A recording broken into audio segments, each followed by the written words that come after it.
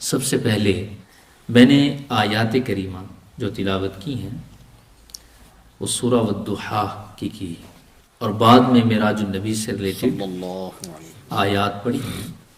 پہلے ان آیات کی تھوڑی تفسیر آپ کے سامنے پیش کر کے اور معراج کے موضوع کو لنک کرنے کی کوشش کروں گا. اللہ تعالیٰ عز و جل نے قرآن پاک میں محبوب کریم علیہ السلام کہ والضحیٰ مکھڑے کی قسم ارشاد فرمائی. ضحیٰ سے مراد چاش کا وقت بھی مفسرین نے لیا ہے اور اس کی اور دیگر تفاسیر بھی موجود اور دیگر اقوال بھی موجود ہیں، لیکن زیادہ جو اس آیت کے ان آیات کے مفہوم کے مطابق قرین قیاس ہے وہ یہ ہے کہ میرے آقا کے چہرہ والضحیٰ کی یہاں قسم مراد ہے. واو قسمیہ ہے. والضحیٰ اے محبوب مجھے تیرے چہرہ ضحیٰ کی قسم، چاش جیسے چمکتے نورانی نور والے چہرے کی قسم. واللیل اذا سجا، اور رات جو چھا جانے والی رات ہے، بلکہ اس سے مراد مفسرین نے فرمایا زلف مبارک مراد ہے. ان زلفوں کی قسم، زلفوں کی قسم، زلف دوجا کی قسم. ما ودعک ربک وما قلی، تیرے رب نے قسمیں اٹھا کے کہا کہ تجھے نہیں چھوڑا. ما نافیہ ہے، ودع نہیں چھوڑا کا تجھے، وما قلی پھر نفی فرمائی، اور نہ ہی تجھے مکروہ جانا. He never left you and he never disliked you. دو قسمیں ارشاد فرمائی. یا اللہ تو ایک بھی قسم نہ اٹھائے، تو کسی اور بھی چیز کا ذکر نہ کرے، اور دو نفیاں بھی نہ فرمائے، صرف ایک ہی نفی کر دے کہ محبوب تجھے ہم نے نہیں چھوڑا. That is sufficient, that is enough for us to believe کہ یا اللہ تو نے محبوب کو نہیں چھوڑا.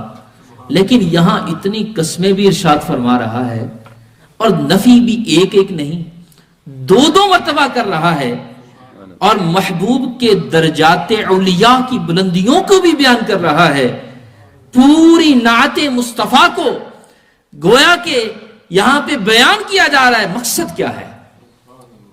تو آج میں اس مقصد کی طرف لے جانا چاہتا ہوں جو وجہ معراج بھی بنی. معراج کی وجوہات کئی ہیں. ایک وجہ یہ بھی تھی جب ابو لہب ابو جہل نے مکہ المکرمہ کی گلیوں میں یہ فضا اور یہ ہوا اڑا دی کہ لوگوں ان رب محمد ودعہ وقلاہ. لفظ دیکھ لیں، نوٹ کر لیں. ودعہ میں نے ترجمہ پہلے بتا دیا آپ کو، چھوڑنا. قلا مطلب ڈس لائک کرنا. انہوں نے کہا کہ محمد کے رب نے انا کے ساتھ تاکید بیان کی، ایمفسائزنگ کے لیے استعمال ہوتا ہے عربی گرامر میں انا ورڈ، کہ بے شک شورلی ڈیفینیٹلی کہ رب of Muhammad meaning Allah, his Lord left him and disliked him. یہ کب کی بات ہے؟ زمانہ فترت وحی کی بات ہے، جب پہلی وحی نازل ہوئی، اس کے بعد چند اور وحیاں نازل ہوئیں، پھر اس کے بعد جبریل امین علیہ السلام نے آنا چھوڑ دیا کافی عرصہ تک. اب ابو جہل اور ابو لہب کو موقع مل گیا کہ اس موقع غنیمت سے فائدہ اٹھایا جائے. اب ہم یہ افواہ پھیلا دیتے ہیں کہ لوگوں دیکھو 2-4 وحیاں تو تمہیں سنائی ہیں، قرآن تمہیں سنایا ہے، لیکن اس کے بعد کوئی آیت نازل نہیں ہو رہی. تو سنو، پہلی بات ہے یہ تو پروفٹ ہی نہیں تھے. پہلے انہوں نے یہ کہا. اگر مان بھی لیں تو یہ مخصوص عرصے کے لیے 2-4 ماہ کے لیے تھے. اب ان کے رب نے ان کو چھوڑ دیا ہے اور مکروہ یعنی ڈس لائک کر لیا ہے. یہ بات جب مکہ کے کونوں میں گونجنے لگی، میرے آقا کریم علیہ السلام پر وہ وقت بہت سخت تھا. بخاری شریف میں جو روایات کتاب الوحی کے اندر ہی آئیں، شروع کے اندر ہی، وہ اگر پڑھیں مفسرین نے اس کی تعویلات کی ہیں. بہت سخت وقت تھا آپ کا، اور آپ کو یہ جملے تیر کی طرح چبھتے تھے کہ جب ایرے غیرے نتھو خیرے، یہ لفظ، یہ جملہ جو ابو لہب نے بنایا تھا، ان رب محمد ودعہ وقلا، کہ رب محمد نے محمد مصطفیٰ صلی اللہ علیہ وسلم کو چھوڑ دیا ہے اور مکروہ کر لیا ہے، ڈس لائک کیا ہے. تو جب یہ بات ہوئی تو رب کریم نے محبوب علیہ السلام کو یہ نہیں کہا محبوب تم جواب دو، اس کا جواب تم دو. حالانکہ دیگر انبیاء کرام کہ قرآن پاک کے اندر اقوال صراحتاً موجود ہے. 25th اراؤنڈ 25th پیغمبروں کے نام لے کر قرآن میں اللہ تعالیٰ نے ان کا ذکر فرمایا، اور ان کی قوموں نے جو اعتراضات کیے ان کا بھی ذکر کیا، اور پھر انبیاء نے ان کے خود جوابات جو دیے وہ بھی قرآن میں ذکر ہے کہ جب بھی ان پہ اعتراض ہوا تو انہوں نے اپنی صفائی خود پیش کی. حضرت سیدنا عیسیٰ علیہ السلام پر اعتراض ہوتا ہے کہ معاذ اللہ آپ پہ زنا کی تہمت لگتی ہے، تو کیا ایک بچے سے گواہی دلائی گئی، ایک بچہ. حالانکہ رب کریم اس وقت خود اعلان آپ کی برات کا فرما سکتا تھا، کیوں؟ آپ وہ ان کے رسول تھے، وہ ان کے پیغمبر تھے، اللہ کے پیغمبر ہیں، لیکن بچے سے گواہی دلائی. مریم سلام اللہ علیہا پر تہمت لگتی ہے تو ان کی گواہی بھی بچے سے، جب عیسیٰ علیہ السلام پنگوڑے میں تھے ان سے دلوائی. حضرت موسیٰ علیہ السلام پر فرعون کے دربار میں اعتراض ہوتا ہے تو جواب خود موسیٰ علیہ السلام نے دیا. حضرت ہود علیہ السلام پر قوم نے سفاہت کا الزام لگایا، جواب انہوں نے خود دیا کہ میں سفی نہیں، میں تو کیا رسول رب العالمین ہوں. ہر نبی پر جو اعتراض ہوا جواب اس نے خود دیا. حالانکہ رب کریم اپنے محبوب بندوں سے پیار کرتا ہے، جواب خود دے سکتا تھا، لیکن یہاں پر قربان جائیں رب کریم کی محبت ہمارے میرے آقا سے، آمینہ کے لال سے، میرے اور آپ کے آقا سے، سب سے اولا ہو اعلیٰ ہمارا نبی، اس پیکر عظیم سے کیا محبت ہے کہ جب ان پہ یہ اعتراض ہوا مکہ مکرمہ کی گلیوں میں یہ بات گونجنے لگی، رب نے ایک قسم نہیں دو تاکیدیں لگا کر فرمایا والضحیٰ واللیل اذا سجا ما ودعک ربک وما قلی. اے محبوب قسمیں ضحیٰ کی ہے، قسمیں تمہاری زلفوں کی ہے. میں دو قسمیں ارشاد کر کے کہتا ہوں تیرے رب نے تجھے نہیں چھوڑا، نہ ہی مکروہ جانا ہے.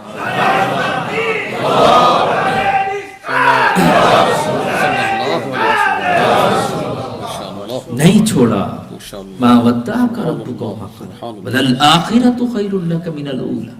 بلکہ ہر آنے والی گھڑی، نیکسٹ کمنگ جو ساعت ہے وہ آپ کے لیے آئے گی تو آپ کی پریزنگ اور آپ کی تعریف کرتی ہی آئے گی، جو آپ کے لیے آئے گی. محبوب آپ گھبرائیے نہیں، آپ کی تسلی خاطر کے لیے سورت اتاری ہے. اس نے تبن یدا کا لفظ ہی بولا تھا ابو لہب نے، تبت یدا پوری سورت اتری. یعنی محبوب کریم نے جواب نہیں دیا، خود رب کریم نے وہی جملہ دہرایا جو ابو لہب نے کے منہ سے نکلا تھا کہ آپ کے ہاتھ تباہ ہو جائیں. اس سے کنایہ لیا جاتا ہے ذات تباہ ہو جائے، ہاتھ سے کنایہ لیا جاتا ہے ذات تباہ ہو جائے. رب تعالیٰ نے فرمایا تو نے میرے پیارے محبوب کو یہ لفظ بولے تو ابو لہب سن، قیامت تک مسلمان پڑھتے رہیں گے تبت یدا ابی لہب. اے ابو لہب تیرے ہاتھ تباہ ہو جائیں، تو نے کچھ نہیں کمایا. ما اغنی عنہ مالہ وما کسب، جو کچھ تو نے کمایا سب ما اغنی، اس نے تجھے کچھ بھی فائدہ نہ دیا. قیامت تک مسلمان یہ پڑھتے رہیں گے. یعنی رب نے خود جواب دیا.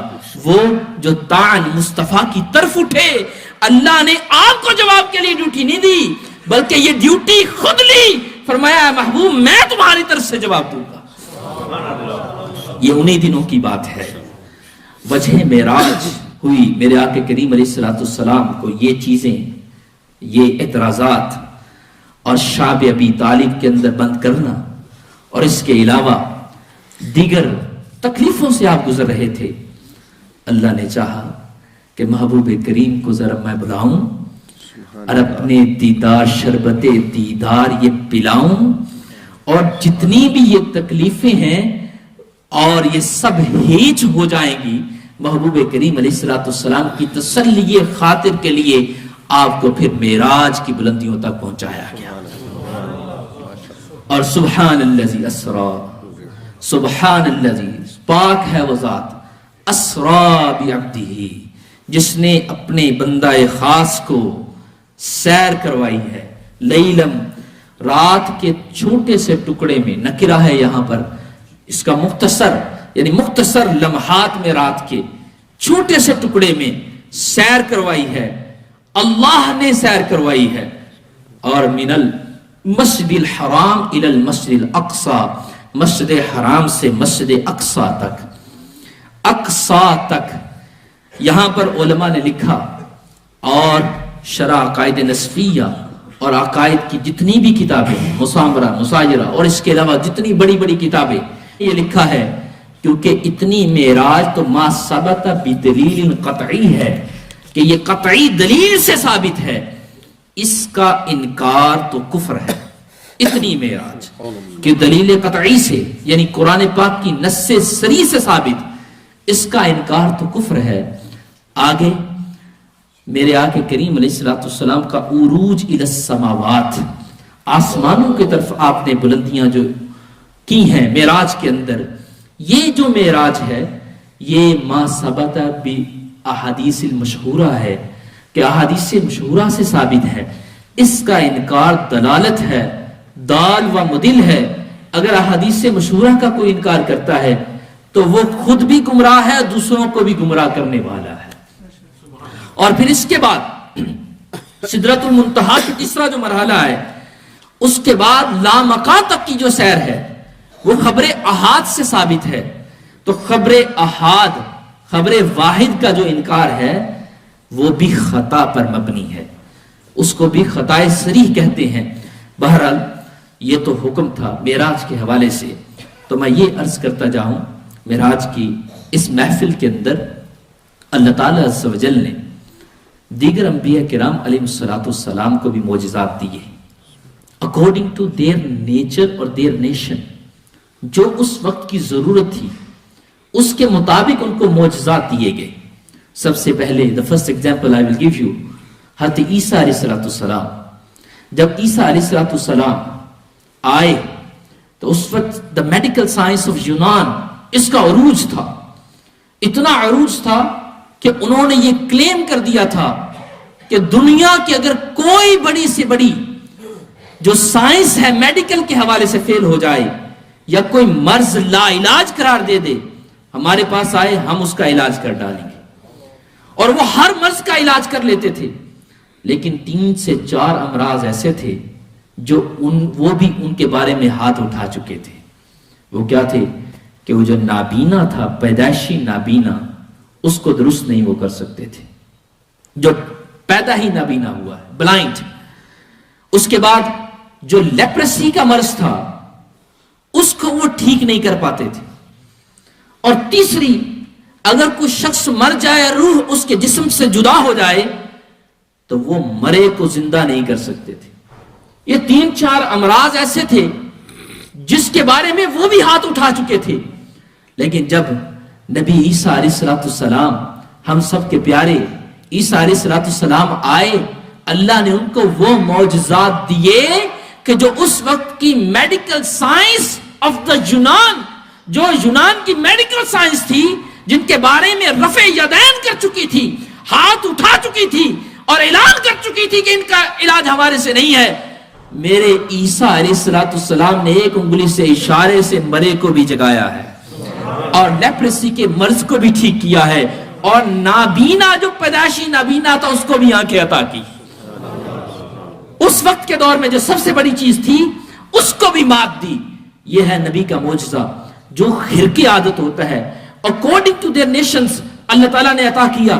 The second example حضرت موسیٰ علیہ السلام کی کہ آپ کے دور کے اندر جادو بڑا عروج پر تھا. جادو اتنا عروج پہ تھا کہ فرعون نے خود اپنے 70-80 جادوگر پال رکھے تھے. اس کی ساری حکومت جادو کے اوپر چل رہی تھی. اور وہی معجزہ آپ نے قرآن میں بھی پڑھا کہ جب فرعون نے دھمکی کیا دی تھی دھمکی بھی یہ دی نا مقابلہ کرو. اپنے جادوگروں کو بلا لیا میدان میں, چاش کا وقت تھا, وقت چاش پہ جب یہ مقابلہ ہوا اور انہوں نے رسیاں پھینکی, حضرت موسیٰ علیہ السلام کو حکم ہوا کہ آپ بھی ذرا اپنا عصا پھینک دیں. اور جب عصا پھینکا گیا تو وہ فرعون کی ساری رسیوں کو کھا گیا. یعنی ان کا سارا جادو اور سارے جادوگر وہ اسی وقت موسیٰ علیہ السلام کے قدموں میں گر گئے, اور انہوں نے یہ مانا اور مسلمان ہو گئے آپ کے ہاتھ پر کہ واقعی آپ کا جو معجزہ رب نے عطا کیا ہے ہمارے جادو سے کئی گنا بڑھ کر ہے. اس وقت کے دور کی جو ضرورت تھی, اس وقت کے دور کے مطابق اللہ تعالیٰ نے انبیاء کو معجزے دیے.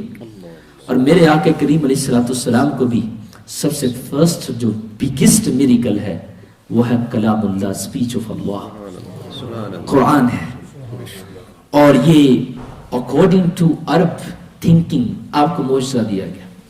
عرب صرف اپنے آپ کو ہی عرب کہتے ہیں, ان کو اپنی زبان پہ اتنا ناز تھا کہ ہم اتنی ایلیگنٹ وے میں کلام کرتے ہیں, اتنے فصیح ہیں. only we are Arab, other than us all are عجم. عجم کا مطلب ہے گونگے, کہ they can't speak in front of us, even کہ ان کی زبان ہی نہیں ہے, گونگے ہیں یہ لوگ. وہ اپنے آپ کو عرب کہتے تھے. کیوں؟ ان کا چرواہا بھی بالبداہت فوراً سامنے, کوئی تھنکنگ کی ضرورت نہیں. بکریاں چرانے والا بھی عربی میں جب کلام اور شعر پڑھتا تھا اتنے فصیح پڑھنے لگتے, 70 80 شعر ویسے ہی پڑھ رہا تھا. وہ عرب کے اندر اتنی فصاحت تھی. اور عرب میں مقابلہ ہوتا تھا ایوری ایئر. مکہ شریف کے اندر خانہ کعبہ میں کلاموں کو ٹانگا جاتا تھا. ہر عربی جو اپنا کلام سال کا جو بہترین کلام ہوتا تھا وہ اس کو ٹانگتا تھا, اور پھر اس کو جج جو تھے فیصلہ کرتے تھے کہ اس نے سب سے بڑھ کر کلام لکھا ہے. میرے آقا کریم علیہ السلام نے بھی ایک مرتبہ سورہ کوثر ٹانگ دی. وہ جب جج فیصلہ کرتے کرتے کلام پڑھتے پڑھتے سورہ کوثر پہ آیا نا, اِنَّا أَعْطَيْنَاكَ الْكَوْثَرَ فَصَلِّ لِرَبِّكَ وَانْحَرْ إِنَّ شَانِئَكَ هُوَ الْأَبْتَرُ. اس اتنی شارٹ صورت اور فصاحت اور معانی, علم البدی اور علم البیان کے وہ دریا اس میں بہ رہے تھے, وہ دریا بہ رہے تھے علم البیان اور علم المعانی کے. اس نے کہا, قسم اٹھا کے کہا, واللات والعزیٰ, مجھے لات و عزیٰ کی قسم, میں یہ قسم اٹھا کے کہتا ہوں یہ کلام کسی بشر کا کلام نہیں ہے, یہ کسی بشر کا کلام نہیں ہے. میرے آقا کو اللہ تعالیٰ عز و جل نے وہ معجزہ دیا, کلام اللہ. یہ ابو جہل بھی مانتا تھا, اپنے نجی محفلوں میں کئی بار اقرار کر چکا کہ خدا کی قسم ہم ان کو مجنون کہتے ہیں, لیکن وہ مجنون نہیں ہے, ہمیں بھی پتا ہے. ہم ان کو کہتے ہیں کہ یہ فیبریکیٹ کرتے ہیں کلام, خود یہ شاعر ہیں, اپنا کلام بنا کر لاتے ہیں, لیکن ہم بھی بدیع کو جانتے ہیں, ہم علم المعانی کو جانتے ہیں, ہم علم البیان کو جانتے ہیں. شعر سے ہمیں شغف ہے, شعر کی ساری صناعات ہمیں پتا ہے, لیکن ہمیں پتا ہے کہ یہ کلام شعر بھی نہیں ہے, یہ بشر کا کلام بھی نہیں ہے.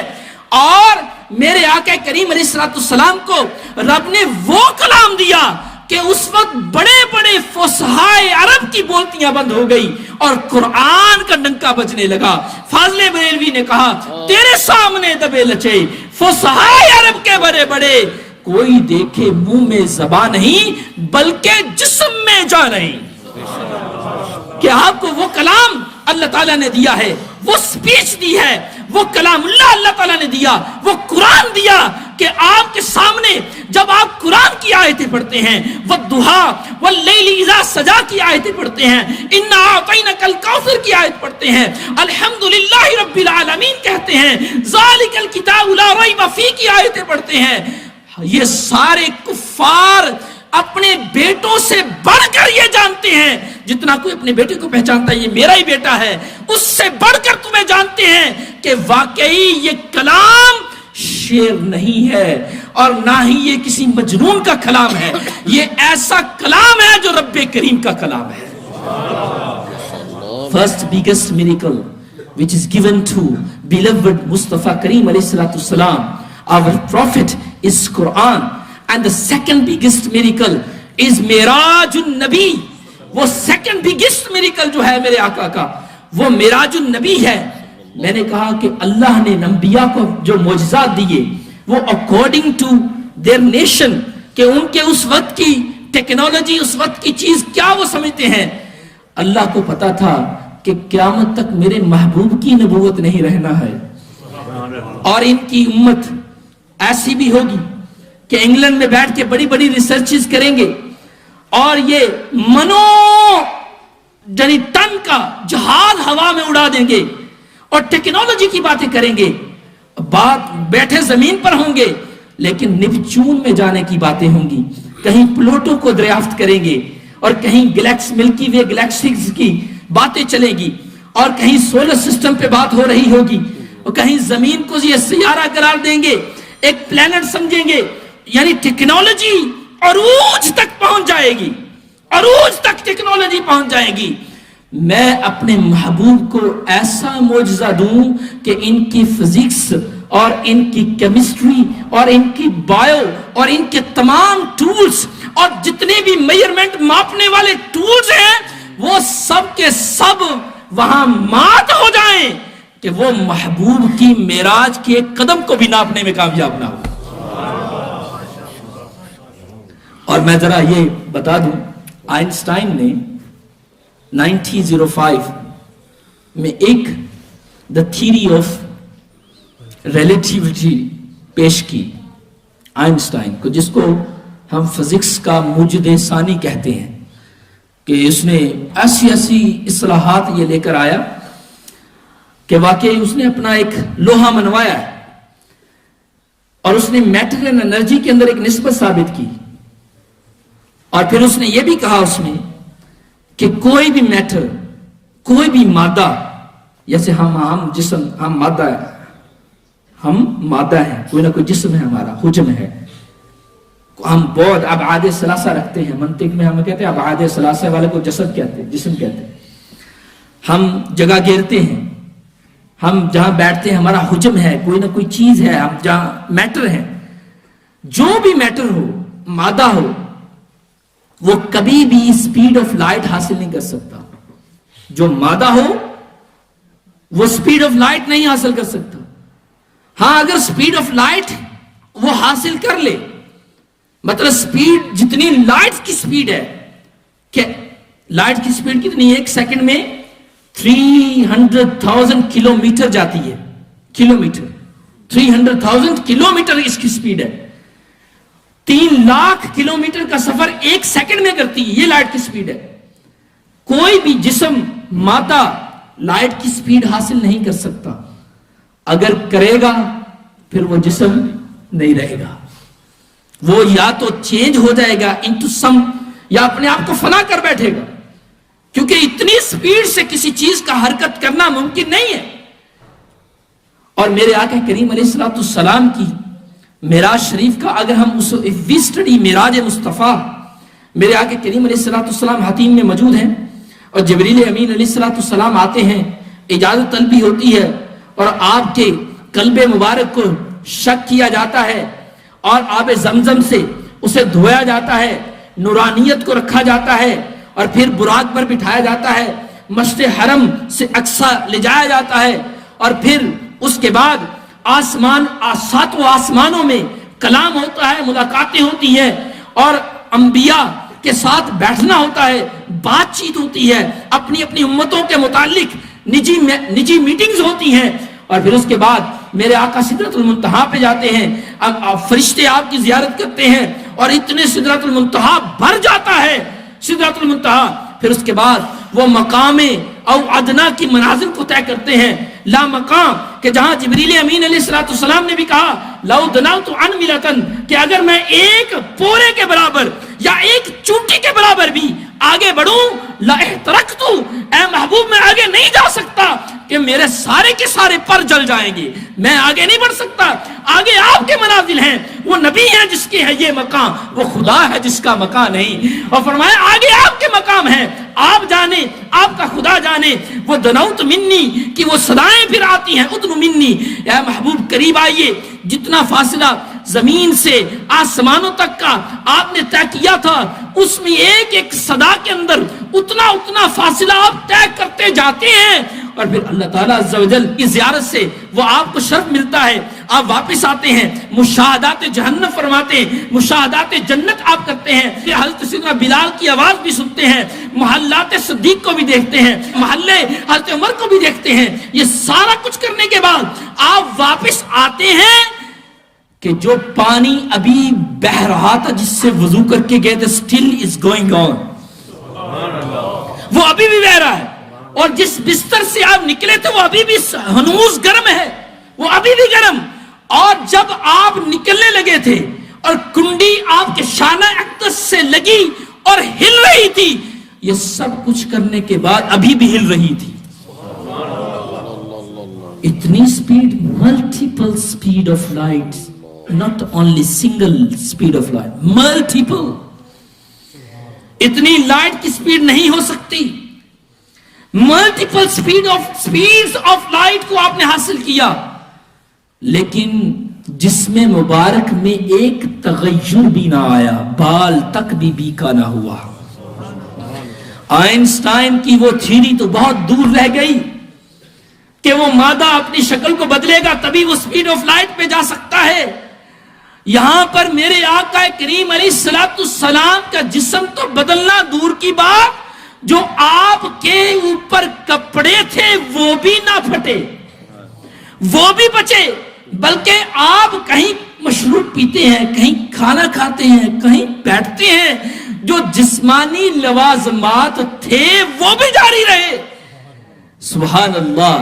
یہ آپ کا ایسا معجزہ ہے کہ جدید سائنس کو بھی وہ پیچھے چھوڑتا ہے. ماڈرن سے رب کو پتا تھا کہ اس محبوب، میرے پیارے محبوب کی امت میں لوگ ٹیکنالوجی کی باتیں کریں گے، لہذا میں ایسا معجزہ محبوب کریم علیہ السلام کو دوں کہ وہ ان کی ٹیکنالوجی کو بھی فیل کرتا ہوا نظر آئے. ملکی وے گلیکسیز میں ہم موجود ہیں، جس میں ہمارا یہ پورا سولر سسٹم ہے، اور زمین بھی اسی کا سیاروں کا ایک پلانٹ ہے جس میں ہم موجود ہیں. اس کے ایک کونے سے دوسرے کونے تک کا مسافت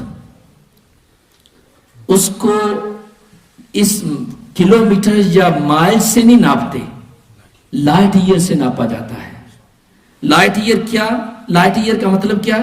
ایک سیکنڈ میں 300,000 کلومیٹر لائٹ جاتی ہے، تو پھر ایک منٹ میں 60 سے ملٹیپلائی کریں کتنی جاتی ہوگی.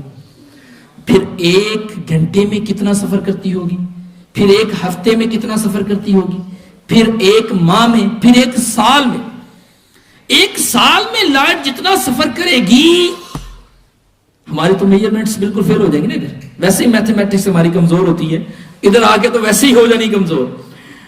جتنا سفر کرے گی ایک سال میں، اسے 1 لائٹ ایئر کہتے ہیں. اور ملکی وے گلیکسی جس کو چھوٹی گلیکسی مانا جاتا ہے، اس کی ایک کارنر سے دوسرے کارنر تک کی کئی ہزار لائٹ ایئر کا ڈسٹنس ہے. کتنا ڈسٹنس ہے؟ یہ ایک گلیکسی ہے، اور اس یونیورس میں لاٹ آف گلیکسیز ہیں، بلیک ہولز ہیں، کیا کیا چاند اور سورج ہیں، سب کچھ موجود ہیں. تو میرے آقا نے یہ پوری یونیورس کی سیر کرتے ہوئے پھر اس کے اوپر، آپ سمجھ رہے یہ چھوٹا سا معجزہ نہیں ہے.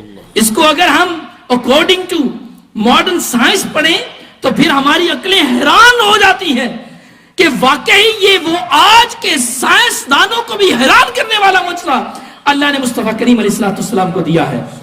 وہ معجزہ کہ جس میں اگر ہم آج کسی گورے سے بات کریں، اور مسٹر سمتھ میرے آقا کریم علیہ السلام کو اللہ نے یہ عروج دیا، یہ دیکھو یہ حدیث میں منشن ہوا، یہ ہمارے قرآن میں ہے، وہ بھی حیران ہو جائے گا کہ یار اچھا اللہ تعالیٰ نے اتنی بلندیاں تمہارے مصطفیٰ کریم علیہ السلام تمہارے نبی کو دی ہیں کہ سائنس بھی میجرمنٹ اس کا نہیں کر سکتی. تو یہ معجزہ میرے آقا کا سیکنڈ بگسٹ میریکل ہے جو قرآن کے بعد میرے آقا کو رب تعالیٰ نے عطا فرمایا ہے. Second biggest. اب ہم بعض اوقات عرش کی بات ہوتی ہے، قبلہ مفتی صاحب نے بھی کلام پڑھا، اوج پانا میرے حضور کا ہے، عرش پہ جانا میرے حضور کا ہے. اور اگر ہم عقائد کی کتابیں پڑھیں، شرح عقائد نصفیہ میں نے ایک چیز دیکھی، علامہ برہاروی رحمت اللہ تعالی علیہ کی جو شرح عقائد نصفیہ ہے، کہ عرش بھی ایک نہیں ہے بلکہ آرائش ہے. بیان کرنے کے لیے فرمایا، اس لیے کہ ابو الحسن رفاعی رحمت اللہ تعالی علیہ، ابو الحسن رفاعی سلسلہ رفاعیہ کے بہت بڑے بزرگ ہیں، انہوں نے خود کہا کہ جب میں عالم روحانیت کی سیر کرنے لگا، سعدت الی الفوقانیات، میں نے فوقانیات کی عروج پانا شروع کیا. اور کہاں تک چلا گیا؟ میری خواہش یہ تھی کہ میں اس جگہ کو دیکھوں جہاں پر مصطفیٰ کریم علیہ السلام کے قدم لگے ہیں معراج کے دن، میں وہ جگہ دیکھوں. میں نے عروج پانا شروع کیا، معراج وہ جو عروج بلندیاں پائیں، سعدت الی الفوقانیات، میں فوقانیات عبور کرنے لگا. کتنے کر لیے؟ 700 عرش، میں نے 700 عرش عبور کر لیے. کتنے؟ 700 عرش عبور کر لیے. خواہش دل میں یہ تھی کہ وہ مقام دیکھوں جہاں معراج میں مصطفیٰ کے قدم لگے ہیں. مجھے آواز آئی، اے ابو الحسن رفاعی، تم زمین کی طرف نزول کرو، کیونکہ یہ صرف خاصہ مصطفیٰ کے قدموں کا ہے، کسی کو نہیں مل سکتا. تو عرش بھی ایک نہیں ہے، آرائش جمع. میں عرض کر رہا ہوں، بہرحال میں آقا کریم علیہ السلام کے معراج کی چند جھلکیاں آپ کے سامنے پیش کر رہا ہوں کہ آقا کریم علیہ السلام کا یہ سیکنڈ بگسٹ میریکل ہے جو اللہ تعالیٰ عز و جل نے محبوب کریم علیہ السلام کو یہ جو معراج عطا فرمائی. اور بعض لوگ جیسے معراج کے دن آتے ہیں تو وہ سیم اعتراضات جو معتزلہ نے آج سے کئی سال پہلے معراج پر قائم کیے تھے، وہی انہی کو ہوا دینا شروع کر دیتے ہیں، اور انہی کو لے کے سیدہ عائشہ صدیقہ رضی اللہ تعالیٰ عنہ کہتی ہیں کہ ما فقدت جسد رسول اللہ لیلۃ المعراج، کہ معراج والے دن یہ بات سننے والی ہے کافی غور سے، کہ اعتراض جو ہوتا ہے وہ سمجھ میں آئے گا تو اس کا جواب سمجھ میں آئے گا کہ سرکار سیدہ عائشہ صدیقہ امی حضور امہات المومنین میں سے بھی، ازواج مطہرات میں سے بھی، اور وہ خود کہہ رہی ہیں کہ ما فقدت جسد رسول اللہ، کہ میں نے معراج کی رات کو سرکار صلی اللہ علیہ وسلم کے جسم کو اپنے سے جدا نہ پایا. یہ کون لوگ کہتے ہیں؟ جو کہتے ہیں معراج جسمانی نہیں ہوئی بلکہ منامی ہوئی ہے. منامی مطلب خواب میں، خواب میں معراج ہوئی ہے. وما جعلنا الرؤيا التي اريناك الا فتنة للناس، ہے اس سے بھی دلیل، رویا سے، خواب کی دلیل کہ اے محبوب یہ جو ہم نے رویا، وہ خواب ترجمہ کرتے ہیں، ہم نے نہیں بنایا اس کو مگر یہ کہ لوگوں کے لیے فتنہ، جو ہم نے آپ کو دکھایا. وہ کہتے ہیں خواب میں معراج ہوئی ہے. اور دوسری دلیل سیدہ عائشہ کی روایت رضی اللہ تعالیٰ عنہ کہ وہ کہتی ہیں کہ جسم تو جدا نہ ہوا، لہذا خواب ہی ہو سکتا ہے معراج، جسمانی معراج نہیں ہوئی، خواب میں ہوئی ہے، خواب میں آپ کو معراج ہوئی. تو میں ان کو یہ کہنا چاہتا ہوں، ذرا اتنی تو سٹڈی کر لیں کہ معراج ہوئی کب، تاریخ معراج پر تو غور کر لیں کہ معراج کے بارے میں 3 اقوال ہیں معتبر. 43 جب میرے آقا کریم نے اعلان فرمایا 3 سال کے بعد، 43 کی ایج. اس کے بعد 49 زیادہ معتبر قول، 50 کے قریب جب آپ کی ایج ہوئی، یعنی بعثت کے 9ویں یا 10ویں سال اللہ نے معراج آپ کو عطا فرمائی. اور سیدہ عائشہ صدیقہ رضی اللہ تعالی عنہ، آپ کا نکاح کب نبی کریم صلی اللہ علیہ وسلم سے ہوا؟ ہجرت مدینہ کے بعد آپ کے حجرہ عروسی میں حاضر ہوئی، نبی کریم صلی اللہ علیہ وسلم کی آپ کے ساتھ رخصتی ہوئی ہجرت نبوی کے بعد.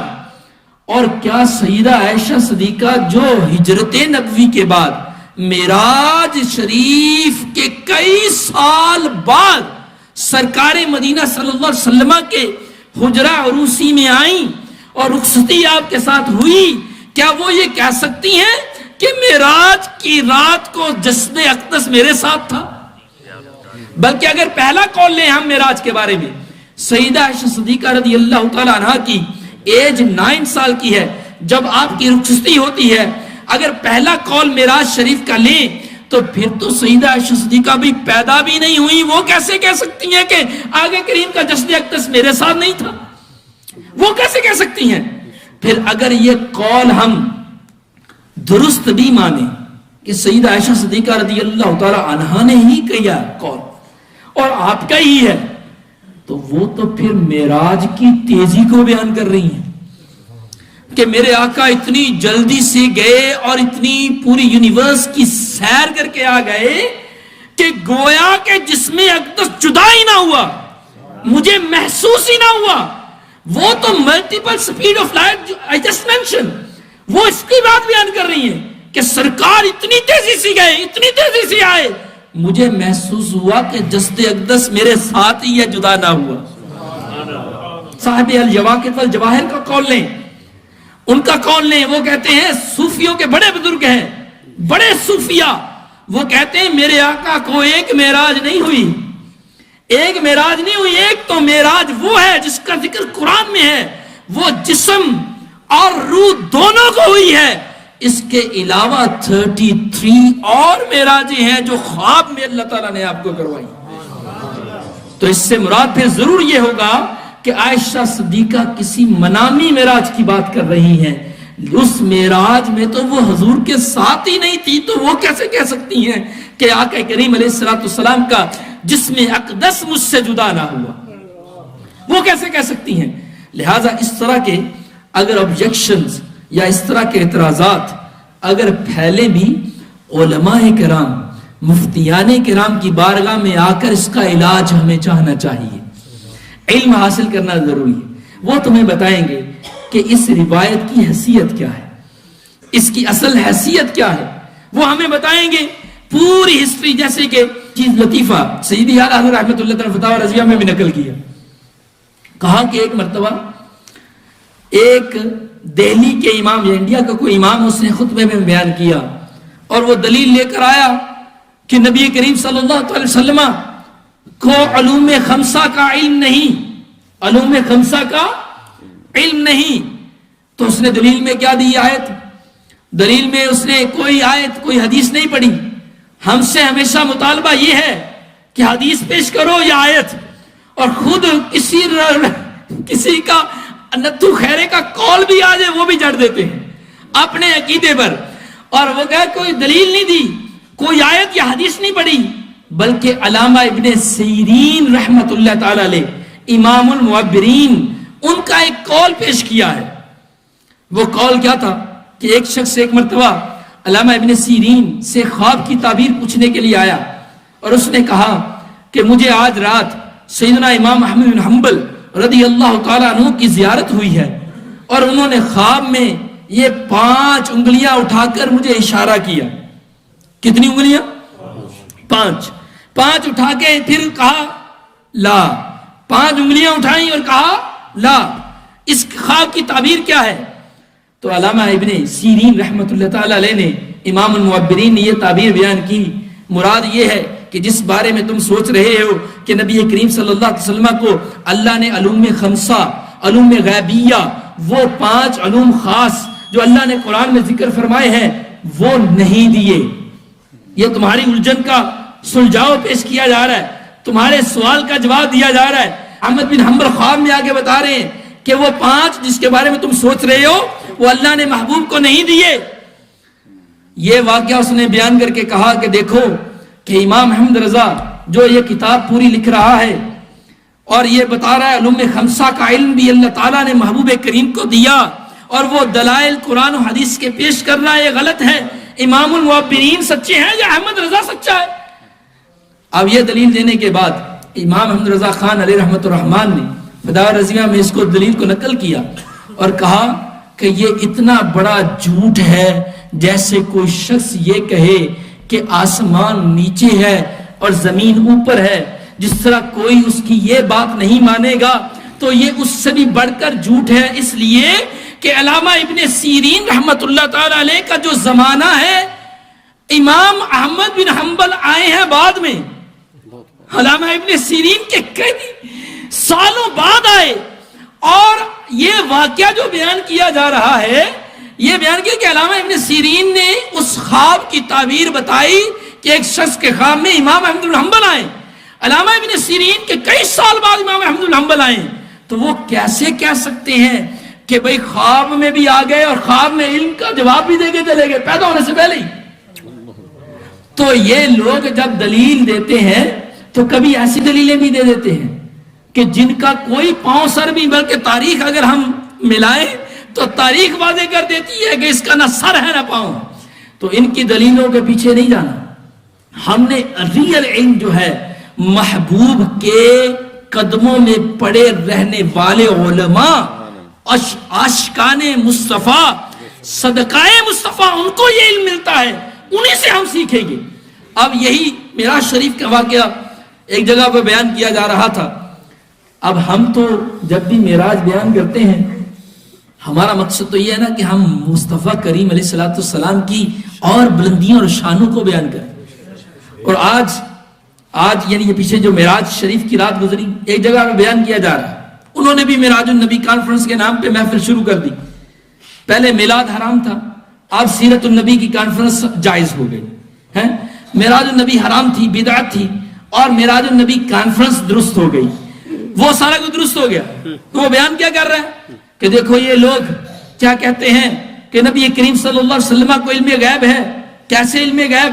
معراج کی صحیح بخاری شریف کی حدیث اٹھا کر دیکھیں کہ جب آقا کریم علیہ السلام کو 50 نمازیں دی گئیں، اگر سرکار کو یہ علم ہوتا کہ میری امت نے 5 بھی نہیں پڑھنی تو وہ 50 کیوں لے کر آگے؟ پھر 50 کیوں لے کر آئے؟ پھر بار بار جانا پڑا، وہ بار بار جانا نہ پڑتا، وہ سیدھا ہی جب 50 دی گئی تھی فوراً کہہ دیتے یا اللہ مجھے پتا ہے کہ میری امت کے لیے 50 مشکل ہے، لہذا 5 ہی دے دیں۔ تو وہ بار بار کیوں گئے؟ اگر علم ہوتا تو 5 پہلے ہی بار لے آتے۔ حالانکہ یہ بار بار جانا یہ تو عروج اور معراج کی بلندی اور کمال مصطفی ہے۔ مجھے یہ بتاؤ، میرے آقا کریم علیہ السلام نے معراج پائی، اللہ کا دیدار ایک بار کیا، ہم آج تک وہ اس خوشی میں معراج النبی کر رہے ہیں، ایک بار معراج اس کو بیان کر رہے ہیں، اور اگر یہی 9 بار ہو تو یہ عروج ہے یا نہیں ہے؟ اور یہی اگر 10 بار ہو، یہی اگر 30 بار ہو تو زیادہ کمال مصطفی تو اس میں ہے، شان مصطفیٰ تو اس میں ہے کہ میرے آقا بار بار جائیں، کہ جب موسیٰ علیہ السلام ایک بار دیکھنے کی التجا کہیں تو لن ترانی کا مجدہ سنیں کہ موسیٰ تم نہیں دیکھ سکتے، ادھر 9 بار زیارت کروائی جائے تو بتاؤ یہ کمال مصطفیٰ ہے یا نہیں ہے؟ تو ہمارے سنی علماء تو یہاں کمال مصطفیٰ سمجھتے ہیں کہ بار بار زیارت اس لیے کروائی جائے گئی کہ وہاں لن ترانی کی صدائیں ہیں، اے محبوب تمہیں ایک بار نہیں، 2 بار نہیں، 3 بار نہیں، بار بار زیارت سے شرف دیں گے اور تمہارا کمال امت مصطفی میں ظاہر کریں گے کہ واہ کیا جود و کرم، شاہ بتہا تیرا، نہیں سنتا ہی نہیں مانگنے والا تیرا، سب سے اولا والا ہمارا نبی، سب سے بالا والا ہمارا نبی۔ اے محبوب تمہارے کی اولویت، افضلیت، اولیت، یہ سب کچھ ہم نے ثابت کرنی ہے، اس لیے تمہیں بار بار بلانے کا بہانہ یہ کیا۔ نعرہ تکبیر، نعرہ رسالت، نعرہ تحقیق، نعرہ حیدری۔ معراج مصطفیٰ، معراج مصطفیٰ کی ایک ایک پہلو میرے آقا کی شان کو بیان کرتا ہے، ایک ایک پہلو۔ ایک ایک. اور وہ جو لوگ کہتے ہیں وما جعلنا الرؤيا التي، یہ جو آیت پڑھتے ہیں، اور رؤيا التي اريناك آیت بھی آدھی پڑھتے ہیں. ایک شخص نے، میں ٹی وی پروگرام پہ تھا، اس نے کال کی. ایوری منڈے اور تھرسڈے کو تکبیر ٹی وی پہ پروگرام ہوتا ہے، کوشچن لوگ کال کر دیتے ہیں، اس طرح کے لوگ بھی آ جاتے ہیں. تو اس نے بھی اتنی آیت پڑھی کہ رب تعالیٰ تو یہ فرماتا ہے محبوب جو ہم نے تمہیں دکھایا وہ رؤیا ہے. کیا ہے؟ رؤیا. اور رؤیا کا مطلب خواب ہوتا ہے. آپ ڈکشنری میں ابھی تلاش کریں گے تو رؤیا کا مطلب خواب نظر آئے گا آپ کو. حالانکہ رؤیا کی دو قسمیں ہیں. ایک خواب بھی اور آنکھ سے دیکھنا، رہا یرا، آنکھ سے دیکھنے کو بھی یہی کہتے ہیں. تو وہ ایک ہی ترجمہ. تو میں نے انہیں کہا حضور آپ نے آدھی آیت بڑی پوری پڑھے. اس نے کہا وما جعلنا الرؤيا التي اريناك الا فتنة للناس. میں بھی یہی پڑھانا چاہ رہا تھا. اے محبوب ہم نے تمہیں جو دکھایا ہے یہ رؤیا، یہ آنکھ سے جو زیارت کروائی ہے، ہم نے اسے نہیں بنایا مگر لوگوں کے لیے آزمائش. بولیے لوگوں کے لیے آزمائش. اگر کوئی شخص خواب میں یہ ابھی دعویٰ کرے کہ جناب رات میں پاکستان میں تھا، پرسوں میں انڈیا میں تھا، اس کے بعد اسی رات کو یمن میں گیا، اس کے بعد سیریا سے ہو آیا، اسی خواب کے اندر ہی میں نے پوری زمین کی سیر کی اور ابھی آپ کی محفل میں بیٹھا خطاب بھی سن رہا ہوں، پچھلی رات وہ یمن سیریا سارے ملکوں میں ہو آیا، کیا کوئی انکار کرے گا؟ بولو کیا آزمائش ہوگی ہمیں سمجھنے میں؟ کیونکہ وہ کیا دعویٰ کر رہا ہے؟ وہ دعویٰ کر رہا ہے خواب کا. آزمائش نہیں ہوگی. تو پھر ابو جہل کو آزمائش کیوں ہوئی؟ جب مصطفیٰ کریم علیہ السلام نے بیان کیا کہ رب نے مجھے یہ عروج دیا، یہ بلندیاں دی، رات کے چھوٹے سے ٹکڑے میں ہی میں ساری بلندیاں حاصل کر کے آ گیا، تو اللہ فتنۃ للناس، لوگوں کے لیے آزمائش ہم نے اس کو بنایا.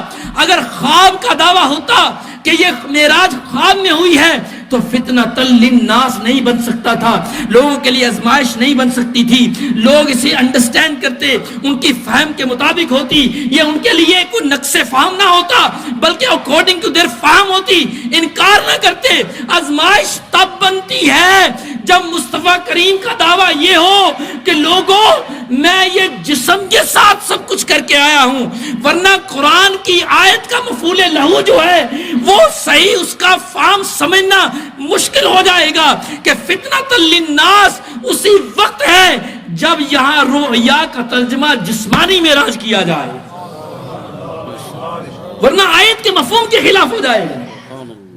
لہذا میرے آقا کریم علیہ السلام کو جو معراج ہوئی وہ جسمانی معراج ہے. اور بھی معراجیں ہوئی وہ منامی ہو سکتی ہیں، لیکن یہ معراج خاص الخاص جس کا تذکرہ ہم رجب شریف میں کرتے ہیں، یہ میرے آقا کو روحانی معراج بھی ہے اور ساتھ جسمانی معراج بھی ہے. اللہ تعالیٰ عز و جل آقا کریم علیہ السلام کی اس طرح کی شانوں کو بیان کرتے رہنے کی ہمیں توفیق عطا فرمائے اور ہماری یہ چیزیں اللہ قبول بھی فرمائے.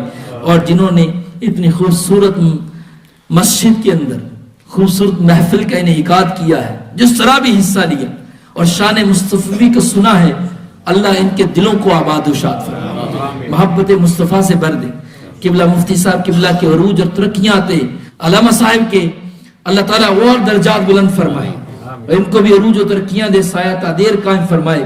شیخ صاحب قبلہ نے بھی ناچیز کا بیان سنا، آ کر ان کو بھی برکتیں دے. میری یہ ساری دعائیں اللہ تعالیٰ آپ سب کے بارے میں قبول فرمائے. آمین بجاہ النبی الامین صلی اللہ علیہ وسلم.